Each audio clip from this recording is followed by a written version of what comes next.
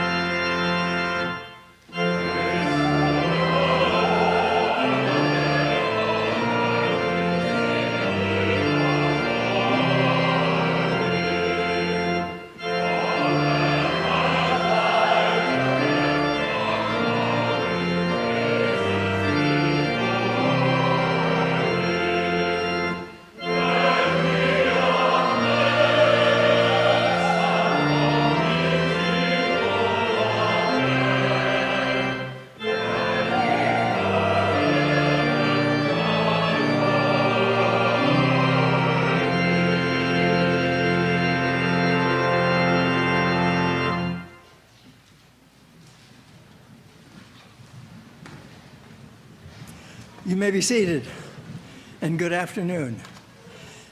I am Ron Hamft, the current moderator of the church. More importantly, a longtime booster for the refurbishment of the organ. Less importantly, I'm also an organist wannabe, and once in a while I get to play this thing.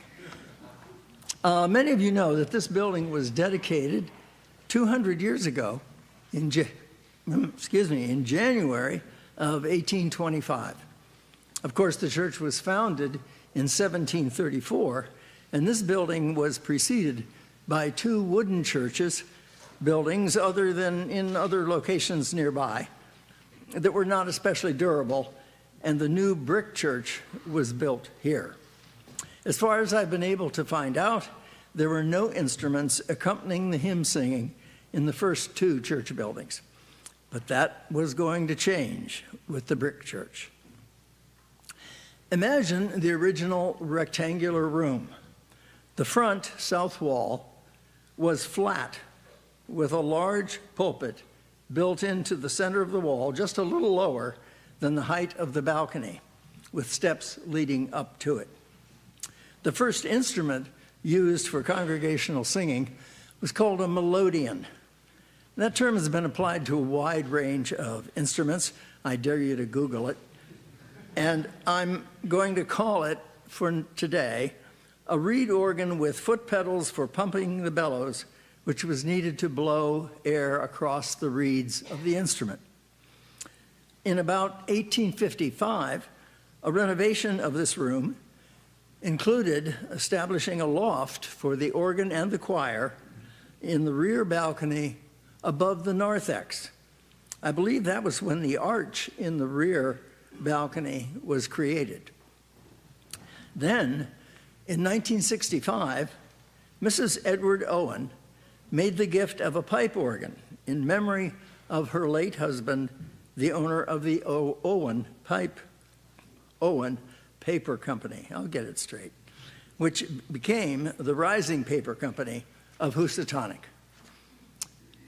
Then a William Johnson organ built in Westfield, Massachusetts, his Opus 183, was installed, and that turned things around in several ways. A new room had to be built through the front wall to house the pipes. The arch that you see now framed this new addition.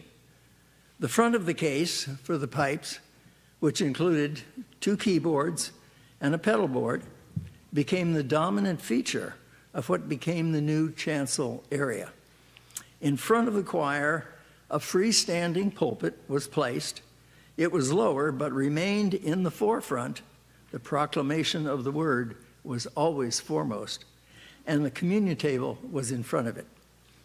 Our original Johnson organ included 18 ranks of pipes, 893 pipes in all, with 16 different stops or voices. Any rank of pipe could be selected individually or in combination by the organist. Of course, all organs of this era were called trackers, in which the key playing action was connected directly and mechanically to the valves within the wind chests and other components to select and play the chosen pipes. But to sound the pipes, you need a lot of wind. That was produced by bellows that were originally pumped by hand. Usually 2 people were needed to produce enough wind to power a pipe organ. Well, that needed to change. In 1909, a water motor was installed. This was powered by the municipal water system that we shared with the Manns. There's some little funny stories about that combination. Of course, a few years later, the bellows were electrified by a large Spencer turbine. To my surprise, I found out recently that both of these mechanisms remain intact in the basement, although, of course, they're disconnected from the organ now. There were no major changes to the organ until 1955, when age and climate had taken their toll and major repairs were needed. In that year, the playing action was made electro-pneumatic, although all of the wind chests and the pipe work remained original. Still, these were significant changes to the organ and a bit controversial, primarily due to losing the tracker action. And the church organist in 1955 resigned in protest. A greater, much larger rebuilding of the organ was authorized in 1980, and a new instrument was built behind the grill work based on the lower Johnson casework, but which still remains in place. It's the woodwork right behind the last row of the choir chairs. That is still part of the original Johnson casework. Most of the Johnson pipework was retained, although the instrument was enlarged considerably. The present gold facade pipes, well, they're painted gold, they're not real gold, are William Johnson pipes, still standing in the open, but without the original fancy oakwork woodwork that supported them originally. In the face of the 1980 renovations, the Organ Historical Society strongly objected, but the organist and the builder's renovation plans prevailed, and the present instrument was created. The range of the keyboards expanded from 56 to 61 keys, and the pedal range increased from 25 to 32 notes. The ranks of the pipes grew from 18 to 30, and the original 893 pipes grew to over 1,600. Well, that's enough rough history for now. I'm deeply indebted to Michael Lynch for his historical research on this building, and to Bill Saluzniak for many of the historical details about the pipe organ. But now, let's hear more about what a joyful noise really sounds like.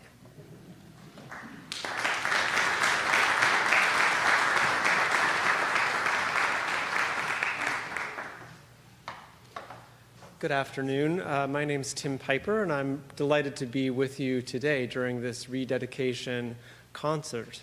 I'll be playing for you Mendelssohn's Organ Sonata number 2. It begins in a solemn key of C minor, solemn yet grand. And then in a beautiful transition, it morphs into a kind of aria, really, the adagio section, an aria with the trumpet stop as the soloist. Then we switch into the more truly celebratory key of C major for the final 2 movements, concluding with a fugue. I'm always happy to see Mendelssohn and Bach on the same program together. Mendelssohn was instrumental in reviving interest in the music of J.S. Bach that had largely slipped into obscurity by the early 19th century. So it's largely due to Mendelssohn that we're aware of Bach today. And I think you'll hear in this final fugue Mendelssohn's great admiration for the music of Bach. I hope you enjoy Mendelssohn's Sonata number 2.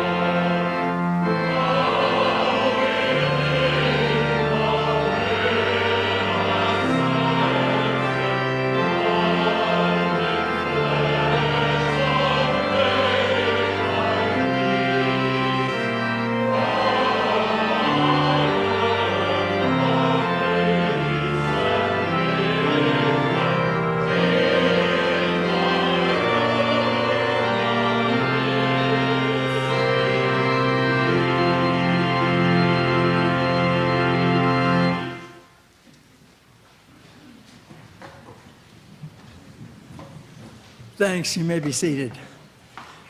I'm inviting Ed Lawrence to join me.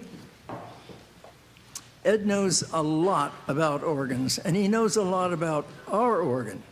We've been having some ups and downs with this organ for at least 10 years, and Ed has been playing here off and on for at least that long. So I have a couple questions for you, Ed. Okay. First off, what was one of the first experiences that you had with our organ, good or bad? I think the first time that I experienced this organ was about 30 years ago. The Berkshire chapter of the American Guild of Organists had an event here featuring some of our scholarship winners. Josh Lawton, then a Williams College student, now a serious organist, by the way, in Boston, but brand new to the organ, played on this instrument. Josh came to the organ not from the piano, as do many, but from the trombone. And so Josh had decided to arrange a favorite brass piece to play on this organ, and we worked it out. It was going to be great. And as he was playing, one of his fingers tripped one of those little buttons, and all of a sudden the whole sound of the thing changed, and Josh, unperturbed, played along on the completely wrong registration. But it was something about that. It was like that stupid tab shouldn't have been so loose or so easy to bump, that, you know, it was in the wrong place. I mean, you can't blame the organ, but we all have these stories. So that was one of the first experiences. Good. One of the kinds of problems that we began to experience, which at times was most visible to the congregation, was something called a cipher. Would you explain to us what a cipher is? Okay, a tiny bit of mechanics about which I am not expert, but all those pipes are sitting on top of compressed air. And in order for that air to go through the pipe, a little hole, let's see, needs to open. There's some kind of a slider that moves and lets that hole open and the air go through. Now, it's not at all unusual for a little bit of dust or a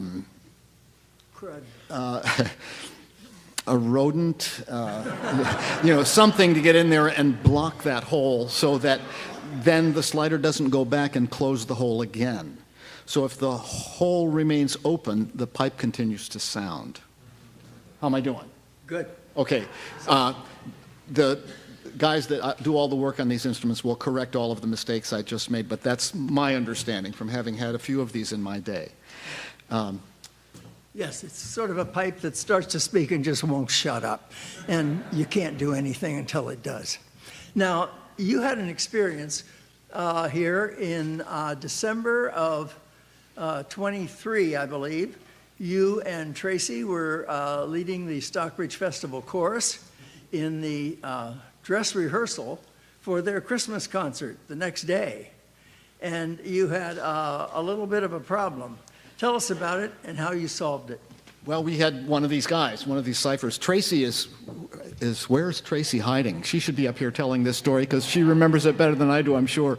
But we ended up chasing in there and having to move 1,000 things around to figure out how to get at the pipe that was ciphering because there's no way we were going to have the concert with that one note going on the whole time. And Tracy, I think did we just lift the pipe out of the hole in the end? Yeah, you lifted it. Yeah. Okay. Yeah. Yeah.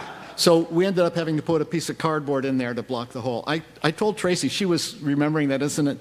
I remember one time discovering in the organ I was playing in Williamstown where there had been a cipher once, and it was some obscure pipe that I was not aware never was sounding, or I'd ignored it somehow, and we discovered that someone had put a bulletin in there to block the hole, and I looked at that bulletin, it was from 1963 or something, and so that's a little bit frightening idea. Yeah. Let me just sum up a little bit about what I think has happened here.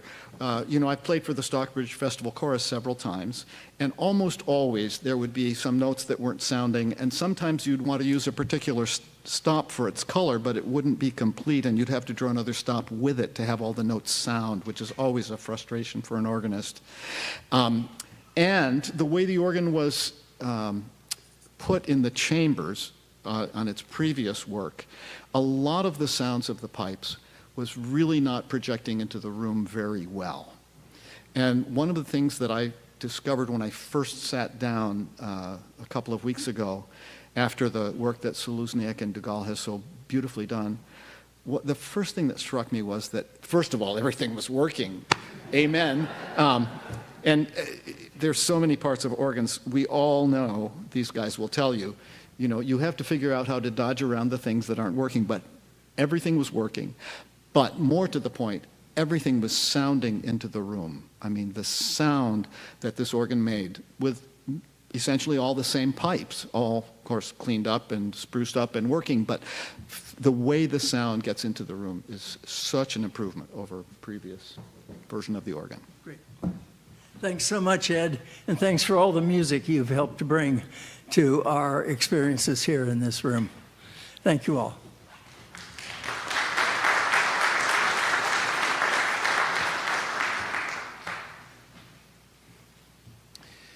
Today is a really big deal.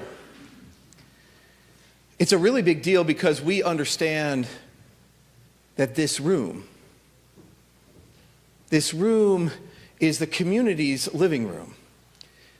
This room is the place set up and ready to go to handle life's fullness, the mysteries of life and death, those moments where we need to come together as a community to celebrate the good in the world, and unfortunately, likewise, those times we need to come together to deal with things in the world that seem so far beyond us. This room in this town, in this part of the Berkshires, is made more whole because of that instrument that allows us to have those gatherings in ways that are beautiful and deep and moving and transcendent, that expand us into our better selves. And right now in this world that we are living in, more and more, we need places to come together for beauty and truth. Amen?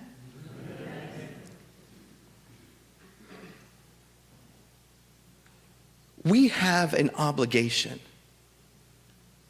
to keep this facility, this building, the instruments in it, to not only restore them and keep them, but to make this place better for the generations who will come, to equip this room more and more to ensure that there will always be a place where people can gather in peace, in welcome, in wholeness, and in fullness.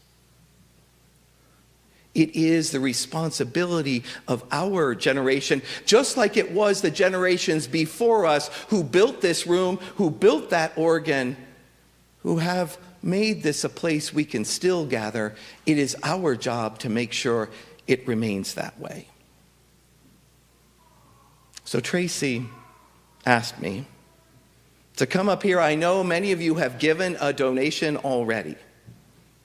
And yet, we want to take a free will offering today to go into the Organ Restoration Fund because unfortunately, as you heard in Ron's great speech, too often we restore something and then we forget about it until we're using bulletins to stuff holes. We want to make sure not only that we cover the full cost of this restoration, but we want to make sure that we are honoring this instrument and all that it does, not just for this church, but for this community. In the Bible, it says to give with joy. The real word for that is more like hilarity. And I think it's hilarity for a good reason, to think of all the beautiful blessings this organ does, and then to laugh out loud in gratitude, and then to give that this organ might continue to bring joy. By the way, I'm glad to see you here today on a Saturday, and I'm really glad to hear your voices. You sing great. This organ, did you know, plays every Sunday morning at 10 a.m.? Just so you know. But anyway, we need to honor this organ for both now and the future. And so it is in that spirit that I ask you to give with hilarity and to equip us to make sure this continues to sound as amazing as it does today. It is in that spirit that today's offering will be given and received.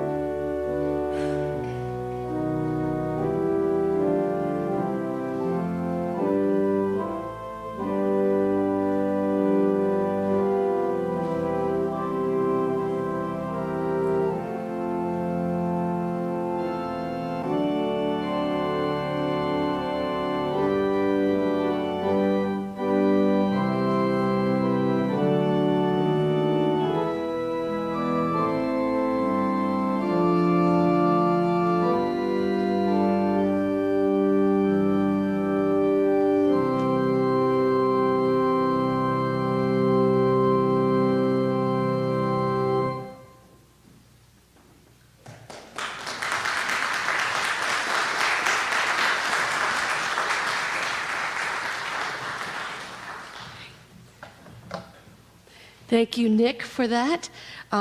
It's my honor and privilege to introduce the organ restoration team that's here today. So These are the people that have made this possible, and you'll have a chance to meet them during the reception, which we have a toast for everyone that's here.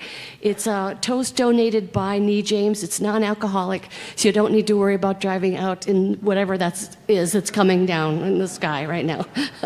Okay, so Bill Sluzniak, please, could you stand, Bill? Bill is really responsible for this team.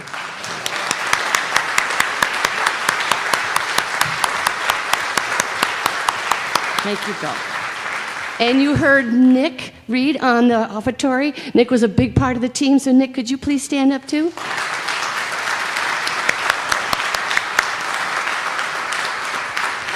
And then we also had a wonderful young man to help us. I came in and I heard him playing a lot, so he was very helpful to me too. So I want to introduce Robert. Could you stand up, Robert? Thank you for help.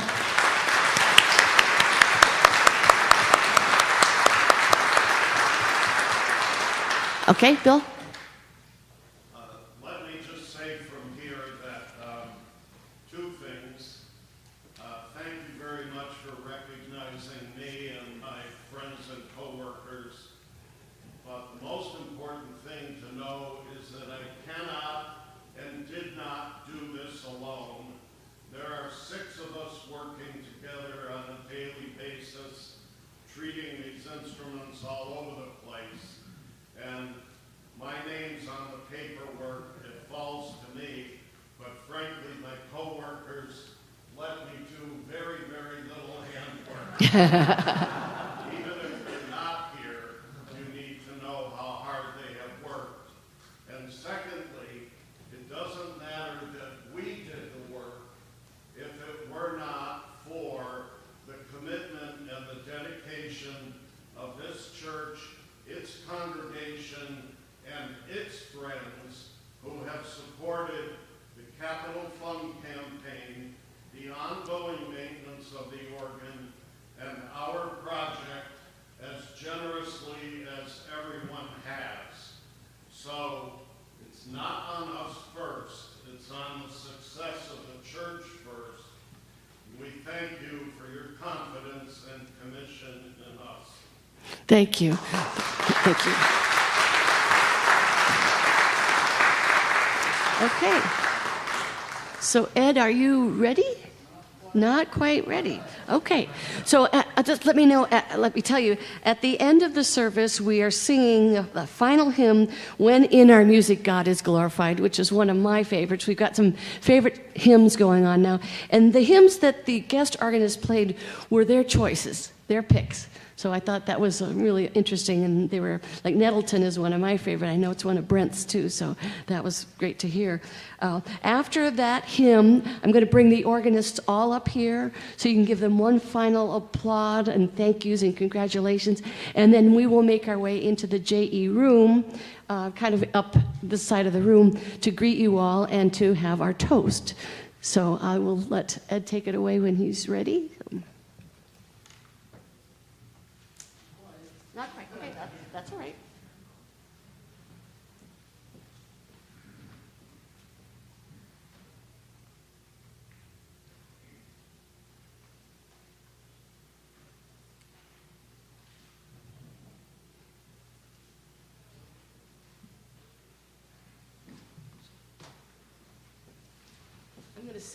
I'm going to say one other thing. The variations on the Star-Spangled Banner, when Ed told me that he'd like to finish with that, he said, because by the time he's done, we're going to be twirling batons and marching around. So you have permission to stand up and march around and twirl your baton if you happen to have it.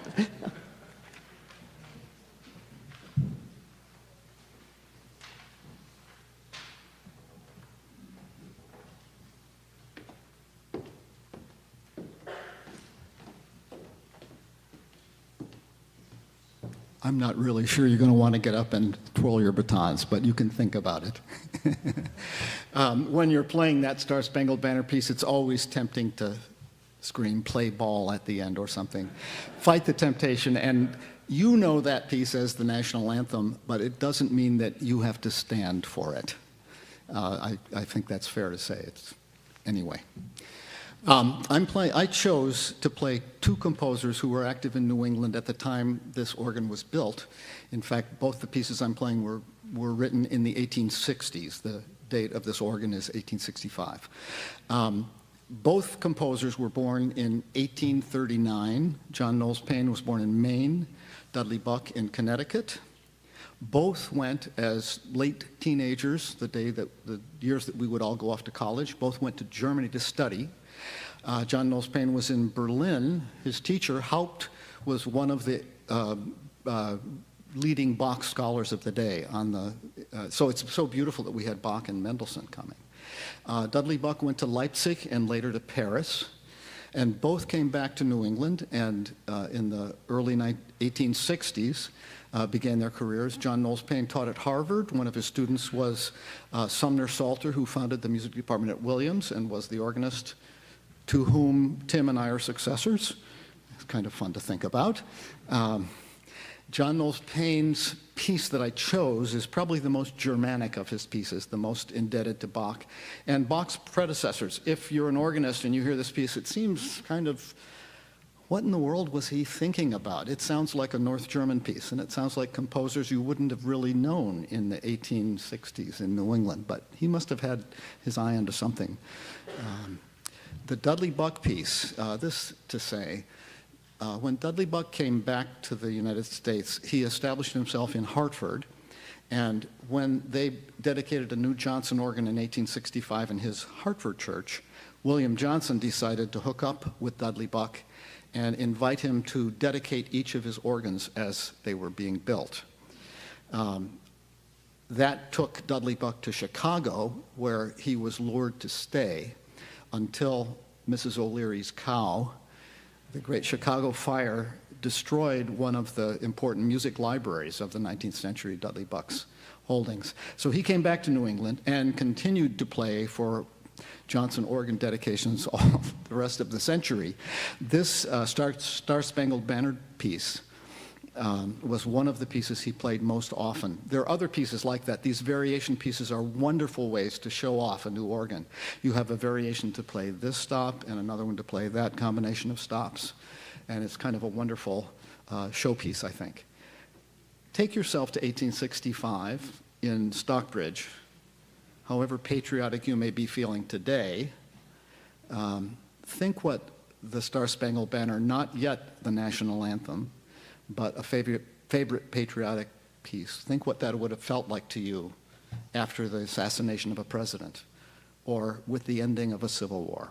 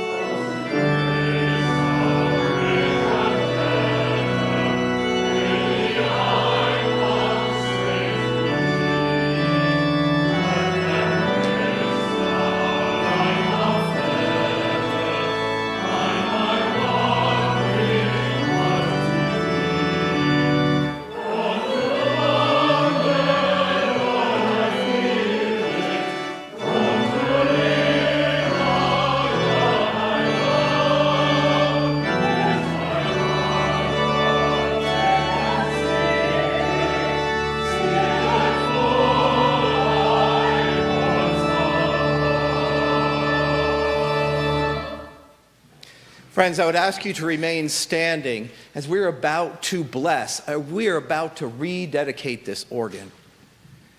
Before we do that, though, Bill reminded me of the people of this church who have cared about this organ and this instrument. The two people in my 13 years here who have done so much for this organ are going to help me in dedicating it, and we need to thank them for their work. Ron describes himself as a wannabe organist. He is a real organist. But more than that, Ron's love for this instrument has meant that as this instrument over time, as ranks and notes have failed, it has been Ron Hanft who has carefully and diligently noted it all. Every single year, Ron Hanft plays every single note on that organ to check for pipes that are no longer responding. Ron knows this organ, and whenever there is a problem with this organ, even before we call Bill, we say, let's ask Ron what he knows. Ron is a treasure. And then Tracy, dear Tracy. We have been through a few ministers of music in my time here. People who are on to bigger and better things, people who are ready to end illustrious careers, have resulted in many opportunities where we have needed someone to come in and play that organ for the life of this church and this community.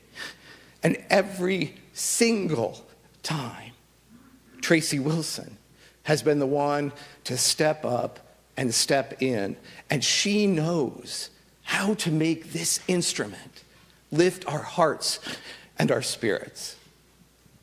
And so, before we rededicate this organ, could you please help thank Ron and Tracy for getting us here?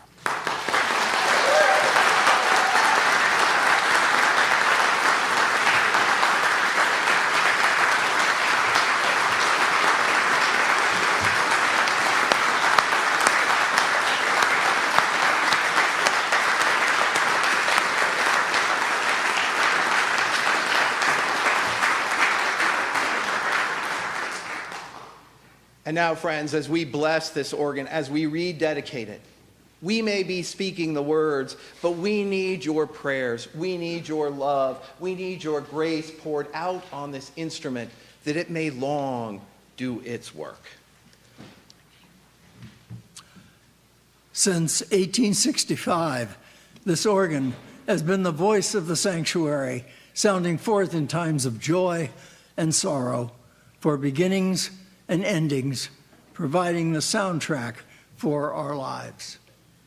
We give thanks for those who imagined it, those who built it, those who cared for it, and thanks for those who have restored its future to our care.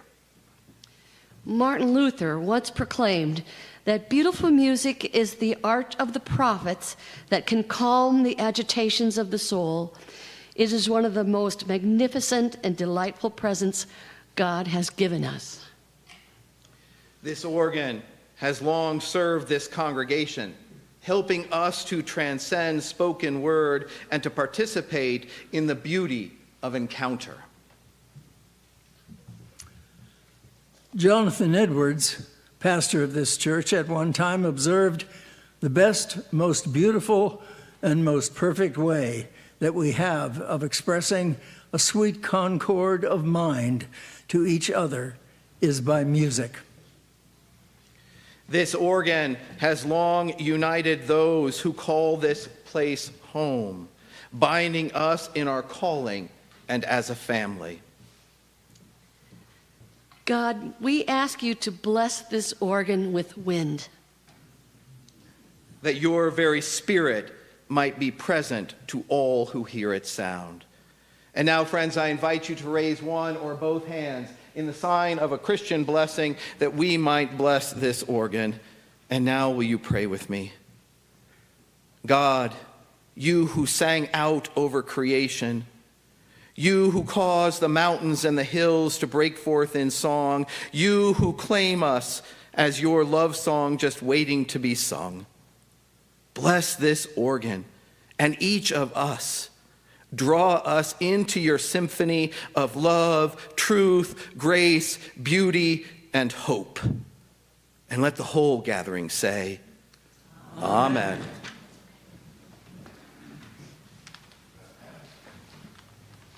Amen.